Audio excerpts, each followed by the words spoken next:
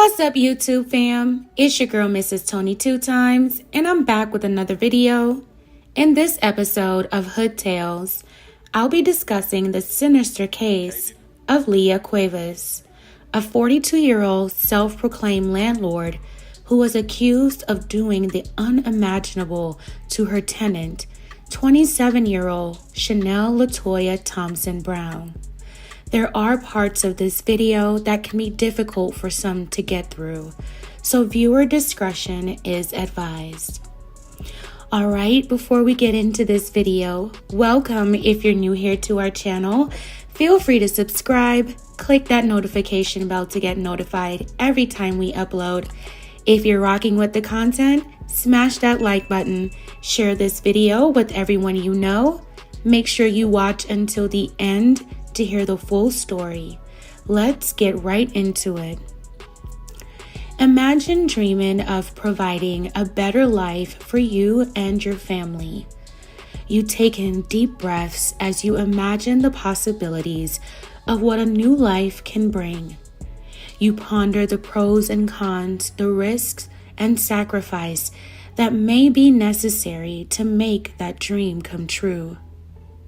For 27-year-old Guyana native Shanel LaToya Thompson Brown and her husband Dale, that was the goal. The couple hoped that one day they and their 4 children could pursue a better life, preferably in the United States. So in 2013, Shanel and her husband decided for her to make the first step and migrate to the U.S. on her own, and then he and the children would follow after his paperwork was completed. Shanel settled into a room for rent in a Brownsville apartment building in Brooklyn, New York for $400 a month with rent and utilities included. Shanel had also managed to land a job in a department store in Manhattan. Shanel was making steps towards her family's dream for a better life. Unfortunately, Shanel and her family's dream would come to a screeching halt just a year later. In the summer of 2014, conditions were not up to par at the apartment building where Shanel lived. And in July of that year, Shanel had gotten fed up with the living conditions in the room she rented and refused to pay the supposed landlord, 42-year-old Leah Cuevas, the full month's rent because the utilities in her room were not in working order. According to reports, others who lived in the building had the same sentiments as Shanel and said their water and or electricity would be off along with other issues a landlord would be responsible for. Other occupants of the building reportedly described Leah Cuevas as always being angry. It seemed like most neighbors avoided her. Leah, a Trinidadian immigrant, supposedly took over the building a year prior, after her uncle, who owned the Sumter Street building, passed away.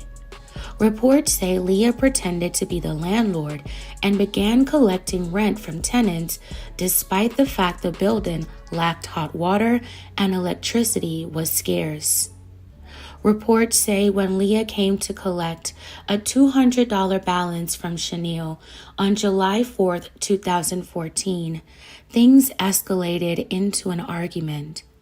Shanel aired her grievances. A neighbor told reporters that Shanel was tired of paying for lighting and having it go out, or the refrigerator going out and spoiling the food. Shanel said she wanted to take her money and move out, but Leah said no. She wanted the $200, but Shanel rebutted, saying that she needed the money to move out. Shanel also accused Leah of other illicit acts. The argument got so bad between the two women that police were called and reportedly had to pull the two women apart. But the conflict didn't end there. It continued into the next day.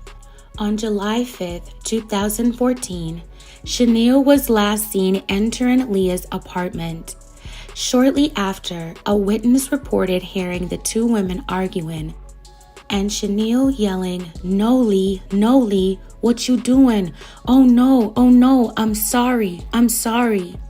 According to reports, the next thing their Brownsville neighbors heard were gut-wrenching screams. Then they heard Leah curse back at Shanel and explicitly told her to shut the F up. That was the last time Shanel was seen or heard from. The tenants would report seeing Leah at some point leaving the area in a cab, but never saw her return. When Shanel's family hadn't heard from her thereafter, they filed a missing persons report with law enforcement. Shockingly, just days later, law enforcement discovered human remains scattered all over Long Island after responding to a call about a partially severed body. Tragically, the remains were identified as Shanel Thompson Brown. On July 8, 2014, Shanel's severed legs and torso, which bore a tattoo that helped officials identify her, were found in a wooded parking lot in Bayshore near the Fire Island Ferry. The next day, an arm was discovered on the front lawn of a home in Hempstead. A second arm was found a day later. Shanel's head was later discovered on Boylston Street near Chamberlain Street in Hempstead, 25 miles west, on July 17th, officials said. Going back to July 10th, investigators searched Leah's home and identified blood splatter belonging to Shanel inside her apartment and in the hallway outside of the apartment.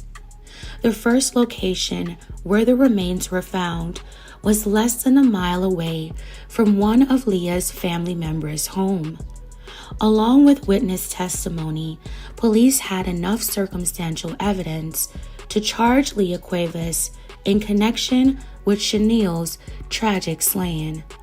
Leah was arrested weeks after the incident. She pleaded not guilty in court, and the judge ordered her to be remanded without bail, saying she was charged with the worst conduct that humans can be capable of. Leah would later go to trial in 2015. Prosecutors said Leah approached Shanel in her apartment and tried to give her one last chance to pay up. But when she refused, Leah attacked her, repeatedly slicing her in the throat and chest until she separated her neck from the rest of her. Officials believe that when Shanel was heard begging and apologizing to Leah, that's when Leah supposedly committed the heinous act with a sharp instrument. Shanel was said to have still been alive during the gruesome ordeal. The indictment revealed that Leah slashed Shanel more than 40 times during the confrontation. In December 2015, after the jury deliberated in a Suffolk County courtroom, they found Leah Cuevas guilty of second-degree hit in connection with Shanel's heinous slaying. A month later, she was sentenced to 25 years to life in prison at a correctional facility in upstate New York. Wow, fam. May Shanel LaToya Thompson Brown continue to rest peacefully. My thoughts and prayers are with her family and loved ones. Her 4 beautiful children and husband are now without their mother and wife, all over a terrible dispute with a very angry and evil person. Leah Cuevas' motives were questionable from the time she just boisterously took over the building when her family member passed away. I don't think it was documented anywhere that she was supposed to do that. I cannot fathom the level of hate, rage, and anger that possessed Leah to commit the most evil and deplorable act. I read that she appealed her conviction recently, and it was denied. I believe she deserves every bit of her punishment for what she did. Again, my thoughts and prayers are with Shanel's family. Fam, tell me your thoughts on this story in the comments below. Alright fam, that's it for this episode of Hood Tales. Thank you all so much for watching. Please don't forget to like, share, and subscribe. This is your girl, Mrs. Tony 2 Times, and I'm out.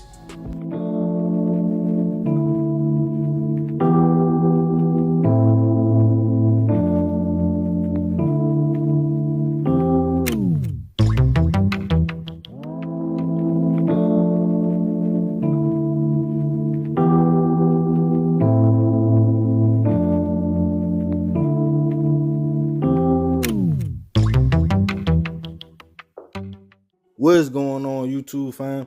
It's your boy Tony 2 Times, and we back with another episode of Hood Tales, man. Before I start, be sure to tap that like button. Definitely watch this video to the end to hear the full story and all the details in the case. If you're new to the fam, hit that subscribe button and definitely tap that notification bell to get all future uploads. Let's get right into it.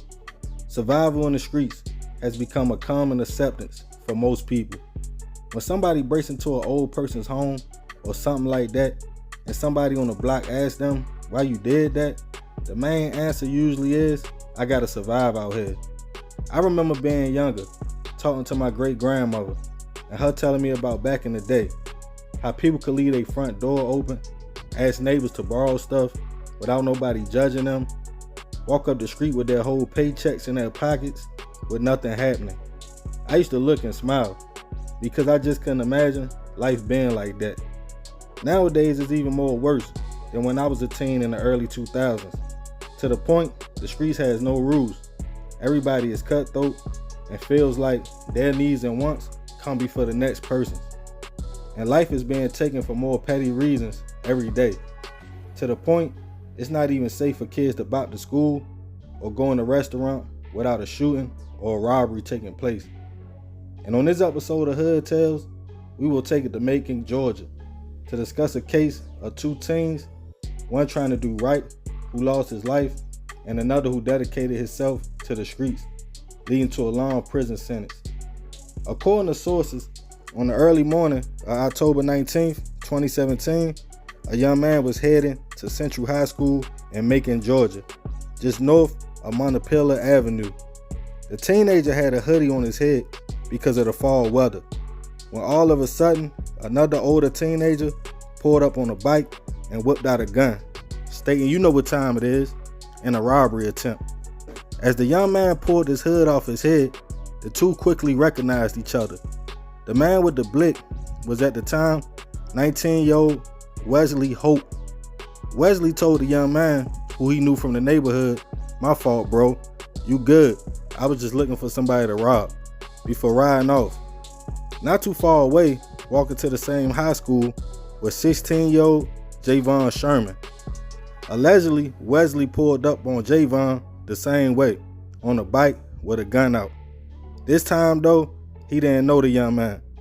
That's when, according to the first teen, he heard shots as he was about 2 blocks away. Scared, he continued to school. But unlike him, Javon would unfortunately not be so lucky. As local police responded to the scene, they found Javon laying on the ground, shot in the chest, and 9mm shell casings all around the young man. He was rushed to a local hospital, but unfortunately would not survive as the bullet hit his heart. That same day, Wesley, who was said to be a part of a local gang called Mafia Gang, knew he needed to cover his tracks. So he called the first teen from that morning, who was in class, and told him, "You know me from the hood. I gave you a pass today. Don't say nothing to nobody or police." The young man agreed before hanging up. As Javon's family got the news, they were shocked and hurt, as the young man was not involved in anything, just going to school. A vigil would be held for him, but still no information on who killed him. Eventually, Wesley would be arrested on unrelated charges of burglary and things that happened around the neighborhood, and took off the streets. By this time, the first teen who knew Wesley from around the way was seeing all around the school, "Rest in peace to Javon," pictures, and felt as though even though he didn't know the young man personally, it could have been him that day that lost his life. So he decided to reach out to Bibb County Sheriff to tell them everything that happened about that day. After hearing the shots, after Wesley rolled off, the phone call, and everything, and told them he was scared because of a local gang, and that him and Wesley grew up on the same block and knew each other's families very well. But the young man told police he wanted to clear his conscience. As the information got out, while Wesley was already in jail, an investigation was started. A search was done on his home with shell casings that matched the ones at the scene was found. Also, the team told police it was a silver and black 9. And after looking on Wesley's Facebook, they allegedly seen him holding the same gun. As word got out to the young man, his charges was being upgraded from burglary to murder charges. He knew it could only be one person who could testify. Bibb County Sheriff had wiretaps on all cell phones that were smuggled into the jail. Also, all calls from the regular jail phones were being recorded. Wesley would make things worse after calling members of the gang, telling them to pull up on the team and do whatever for him not to testify. Wesley made a mistake and called himself West Mob on the phone, which was his gang name. And for over 4 months, all the calls were tapped. On one, his brother told him in code, "I talked to the big man, and you are good. The case will be dropped," saying that he talked to the young man and thought he wouldn't testify. But as the case made it to trial, Wesley was surprised the team was there to testify, and the wiretaps would add more charges of gang conspiracy, witness intimidation, and the murder of Javon. At first, the state offered Wesley a plea deal, in which he turned down. But once the team testified on what happened that day of the murder, and having to move out of the area out of fear for him and his family because of intimidation, Wesley knew it was all over and put his head down and shook it. After that, Wesley pleaded guilty. The wiretaps even played in court, heard him stating that he was trying to get a girl to find out the team's location 2 weeks before the trial. Eventually, Wesley was sentenced to life plus 20 years for the hit and gang charges. As Javon's family talked at sentencing, they asked Wesley why, in which he kept his head down and didn't speak at all. Rest in peace to Javon. I send my deepest prayers and condolences to his family. More of this story is genocides.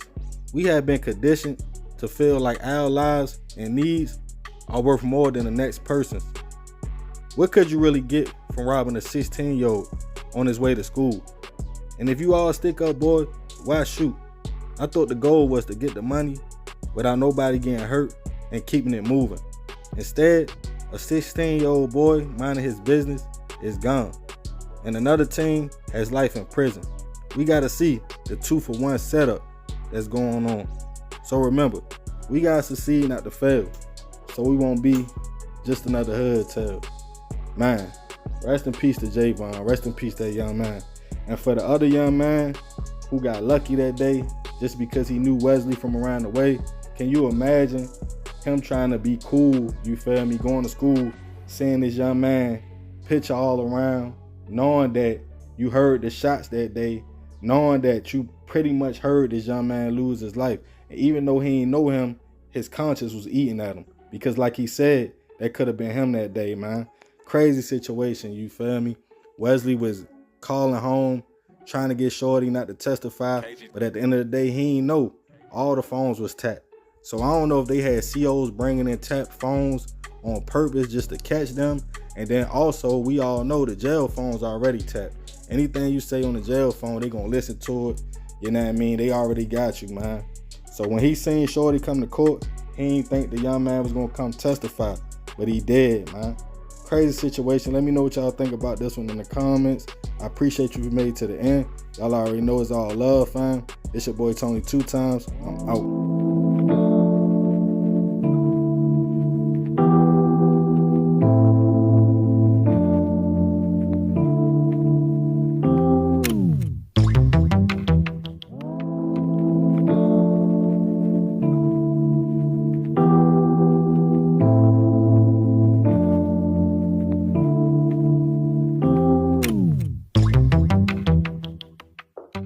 What's up, YouTube fam? It's your girl, Mrs. Tony 2 times, and I'm back with another video.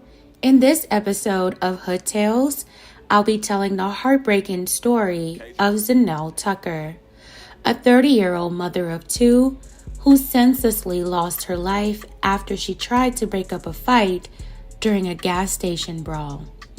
Before we get into this video, welcome if you're new here to our channel. Please feel free to subscribe.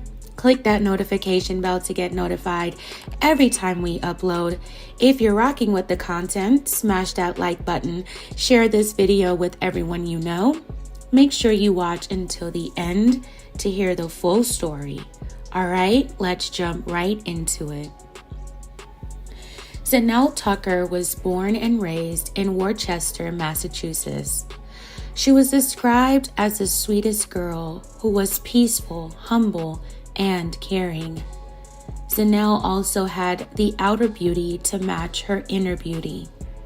She was a graduate of Burncoat High School, where she excelled artistically. Shanel was extremely talented when it came to drawing, painting, or anything to do with art. She received a scholarship to attend college courses pertaining to her artistry. Shanel's art was displayed at her high school and Clark University in Worcester.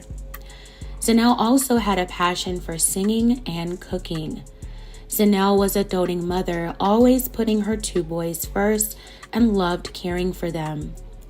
Shanel's faith in God was important to her, and she attended church. Shanel wanted to better herself in life and decided to move to Greensboro, North Carolina in 2018 to get a fresh start. But no one could imagine the tragedy that would take place just a year later. On Saturday, October 12, 2019, at 3:04 a.m. in Greensboro, North Carolina, police were dispatched to a physical altercation involving multiple people at an Exxon gas station on the 3000 block of Westgate City Boulevard. When officers arrived, witnesses said several people were fighting, and then they saw someone jump into a SUV and run over people in a crowd. Officers rendered aid until the first responders arrived at the scene. Multiple people were injured. 5 people were hospitalized. 2 of them had non-life-threatening injuries. 3 of them were in critical condition. And sadly, 1 woman was pronounced gone at the scene. That woman was 30-year-old Shanel Tucker. And one of the people who were critically injured was Shanel's cousin. Bystanders recorded the horrific and chaotic incident. The videos made their way around social media. Many people were disturbed by what they saw taking place. I myself could not watch it. It's absolutely horrendous. Law enforcement would go on to investigate the incident as a homicide. A short while after, Greensboro police announced they arrested 2 women, 28-year-old Miranda Watlington and 27-year-old Fanae Felton. The 2 women were charged with first-degree hit and 5 counts of attempted first-degree hit. They were scheduled for their first court appearance that following Monday. Emotions were very high during that appearance for Fanae and Miranda. The investigation revealed that Miranda was the driver of the SUV when it ran over the crowd. It was also revealed that Miranda seemed to be impaired at the time of the incident, having a strong odor of alcohol. She reportedly also refused a field sobriety test. Not only was Miranda facing the hit charges, but she also faced 3 other misdemeanors: a DWI, revoked license, and causing an accident, and 2 more felonies, ending someone's life with a vehicle and a hit and run. Miranda and Fanae are first cousins. Fanae's mother told reporters outside the courthouse that her daughter was not in the vehicle during the incident, even though she's the owner of the SUV. Although Fanae was not the one behind the wheel, Greensboro police said it's believed that she was in the vehicle and that she was charged because of her involvement in the incident. During the court hearing, Shanel appeared on crutches and was emotional, crying when the judge read her charges. As for Miranda, some would say she appeared emotionless, not showing any remorse. Shanel's father addressed the court, asking the defendants why did they take his daughter's life. Unfortunately, the judge would not allow for that question to be answered at that time. The women would be held without bail. Hours after the court hearing, Shanel's family held a vigil at the gas station where she lost her life. A prayer was said for Shanel, her cousin who was in ICU, and the other victims of the horrific incident. Family members came down all the way from Massachusetts to remember Shanel and to be there for her cousin as she recovered from the traumatic night. There were mixed emotions felt throughout the crowd, as they were grateful that the others and Shanel's cousin survived, but sadly still having to come to terms with the loss of Shanel. The family lamented for her children that they now had to grow up without their mother. It was just heartbreaking. The family asked the community to show compassion. Details of what happened that night emerged on social platforms. Some people who claimed to have witnessed what happened said that the brawl all started over a minor car accident involving Shanel's SUV and another vehicle. Allegedly, Shanel sideswiped a car when she tried to drive through two cars that were parked at gas pumps. Supposedly, Shanel was under the influence, and a person who was in the car she sideswiped told her they won't report the accident, but she has to pay for the damages. And that's when things went horribly left, and a fight broke out between Shanel and the people in the other car. Supposedly, that's when Miranda jumped in to help Shanel. Videos show the two women yelling and being punched by a group of people. Shanel and her cousin were with Shanel and Miranda and were actually trying to break up the fight and get everyone into their vehicles. Shanel allegedly ended up suffering a blow to the temple, resulting in someone pulling her away from the altercation and positioning her up against a car. That's when supposedly Miranda jumped in the SUV and plowed into the crowd, running over Shanel, her cousin, and the other victims, who were all supposedly trying to stop the fight.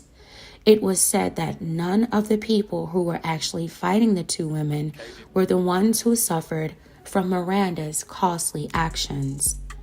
Someone who claimed to know Shanel and Miranda said that the women possibly suffered from mental illness. Their cognitive and decision-making skills may not have been where they should be. Supposedly, Miranda has always had temper problems, and both women have had prior run-ins with the law. According to what this person said, Miranda was being taunted by the individuals who they were in a fight with and was getting beat up pretty badly, and things escalated quickly. During a news interview days after the horrific incident, Shanel and Miranda's mothers sent their apologies and condolences to Shanel's family. The women said whatever happened that night was not worth it. They said some members of Shanel's family embraced them. The mothers and families wanted to send a message about promoting peace and stopping the violence towards one another. The devastating tragedy was hard for all sides to process. Shanel did not deserve to lose her life over such carelessness.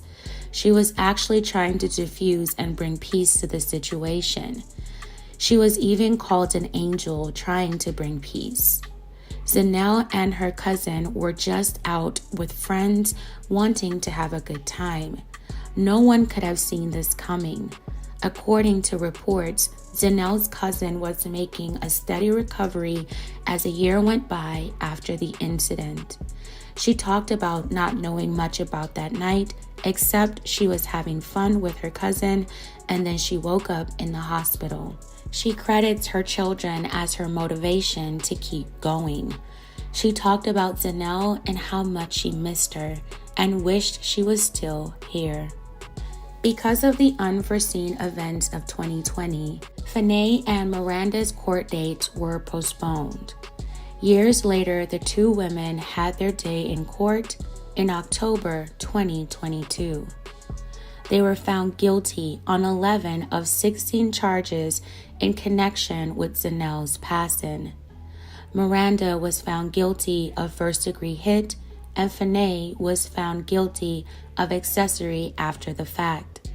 They were both found not guilty on the 5 counts of attempted hits.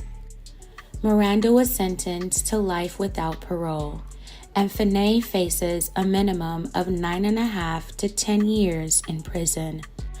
Outside the courthouse, Fanay's mother and Miranda's aunt claimed that the two had tried to break up a fight and were jumped by a group of people. She said no one came to their rescue to help them. No one called the police. Everybody egged the fight on, but no one tried to stop it, she told the media outlet. Wow, fam. My sincerest and most heartfelt condolences to Shanel's family and loved ones. Shanel did not deserve to lose her life this way. She was down there in Greensboro trying to make a better life for herself and her children, to only lose her life so senselessly. I can't imagine the pain Shanel's family has endured. No amount of time behind bars will bring Shanel back. Miranda and Fanay's family can visit them and hear their voices. Fanay reportedly has children, but she has the opportunity to see them again. Shanel's children and family are not as fortunate. This is a sad story all around. I just wonder if everyone would have simply just drove away and went their separate ways, avoiding all this. Would Shanel still be here today? I wonder if they still believe the issue that night was worth all that transpired. Was there any way that situation could have ended peacefully? Tell me your thoughts on this tragic situation in the comments below. Again, my thoughts and prayers are with Shanel's family. Alright fam, that's it for this episode of Hood Tales. Thank you all so much for watching. Please don't forget to like, share, and subscribe. This is your girl, Mrs. Tony 2 times, and I'm out.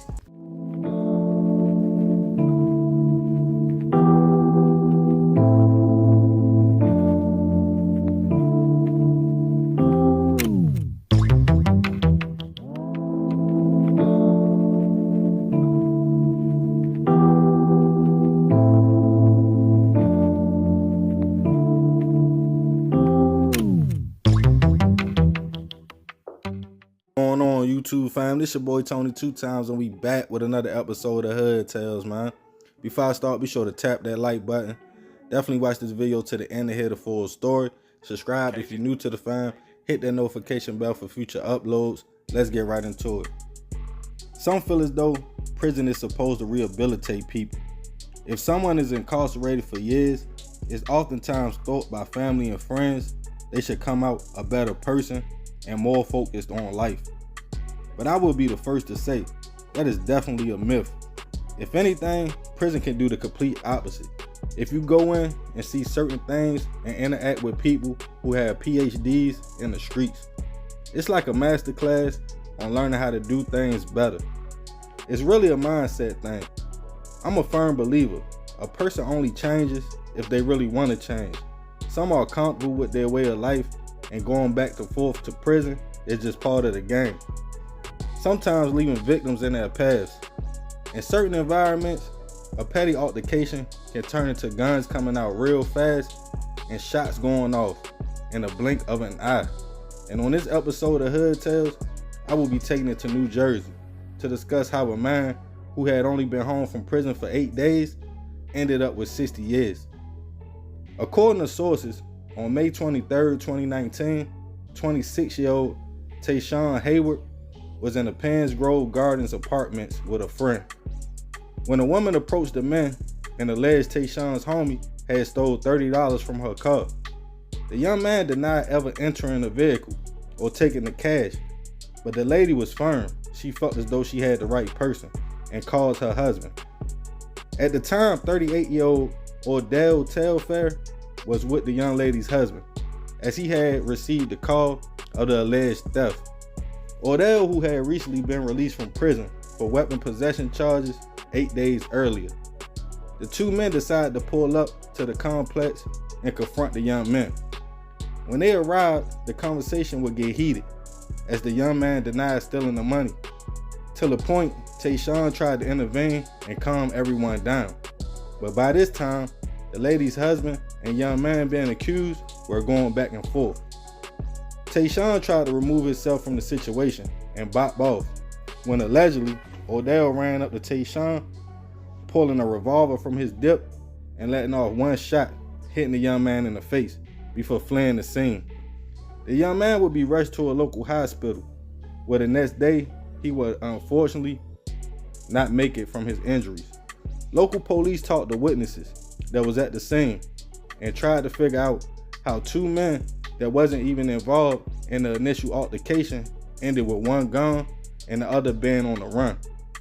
The husband and wife that accused the young man of stealing told police the situation wasn't even that serious, and they pointed to Ordell as the trigger man, stating they didn't know why he did it. But the man wasn't nowhere to be found. As a warrant was put out, a nationwide manhunt would start, and weeks later, Ordell would be arrested in Georgia. He told police he was innocent and could not confess to something he didn't do, but he was still charged with the murder of Tayshawn and possession of a firearm as a convicted felon. Once the trial started, Tayshawn's mother demanded answers from Ordell, asking why did he fire a weapon when he wasn't threatened and her son was trying to walk away. Ordell maintained his innocence, but with witnesses and prosecutors pointing out Ordell had just been released from prison 8 days earlier and that he was a danger to society and the system failed, that was enough for Ordell to be found guilty of the hit and the gun charge and being sentenced to 60 years in prison. Tayshawn's mother was hurt and stated that no one is perfect, but her son was a good young man. Rest in peace, Tayshawn. I send my prayers and condolences to the family. More of this story, being in the wrong place at the wrong time can be dangerous. Ordell seemed like he wanted to prove a point for whatever reason. Even though Tayshawn tried to stop the whole situation, the crazy thing is, this wasn't neither one of their beefs from the start. $30 cost someone their life, and the man 60 years in prison after only being home 8 days. Pride is dangerous if not handled right. A situation that could have been easily resolved turned fatal because one person had a chip on their shoulder. Think before you react, because you never know what the outcome will be. So remember, we gotta succeed, not to fail, so we won't be just another hood tale. Man, crazy story, you feel me? Rest in peace, Tayshawn. I send my prayers and condolences to the family. Young man wasn't doing nothing, you feel me? He was just trying to help his homie clear his name. He was trying to mediate the situation so it wouldn't go no further. But the thing that he was trying to avoid, it ended up happening because Ordell, for whatever reason, I guess he felt like he had something to prove. He had a chip on his shoulder. He had that blick with him, and he whipped it out. And I was thinking, when I first heard the situation, I was thinking maybe he thought Tayshawn was going to get a gun, and that's why he chased him down or whatever. But it really ain't make sense, you feel me? Because at the end of the day, if you did feel like that, you could have just been like, all right, bro, let's get up out of here. Let's bounce. Lil bro say he ain't got the money. It is what it is. It's $30 at the end of the day. You know, it's a petty situation. You just came home from prison 8 days earlier. In my mind, you trying to do everything to avoid going back. Plus, these young dudes was young. They was really young enough to be his son almost. You feel me? At the end of the day, man. So I don't know why this situation turned out the way it turned out. You know, some people just feel like they gotta go from 0 to 100. at the end of the day, and they feel like any sign of disrespect or anything, they feel like they in the right, they just go all out for, you know. I don't know if he was trying to prove to his homeboy that he was going to ride, but at the end of the day, it cost this young man his life for a petty altercation. $30. I be tripping when I hear stories like this. $30, $8, people be losing their life, $13, you know what I mean? At the end of the day, man, there's certain situations you gotta just let go. I know it's principles and morals that some people be trying to live with, and they be trying to say, oh, it's the principle of the matter. But the principle of the matter be causing people their life or causing people decades in prison. You know, you gotta know when to hold and when to fold. And sometimes you just gotta walk away from the situation. Be like, you know what? Even if you think they got the money, like, you got that. It ain't even about nothing. You feel me? Some people look at it as a sign of weakness. I don't look at it that way. I look at it as being smart and always thinking about the situation. Because one false move, they end up like this. Somebody with their life gone and somebody with 60 years. And it's crazy. Odell literally just came home. Then he tried to go on the run. He was on the run for a few weeks. Then got jammed up, man. But yeah, y'all let me know what y'all think about this one, man. I appreciate you if you made it to the end. Love, fam. I'm out.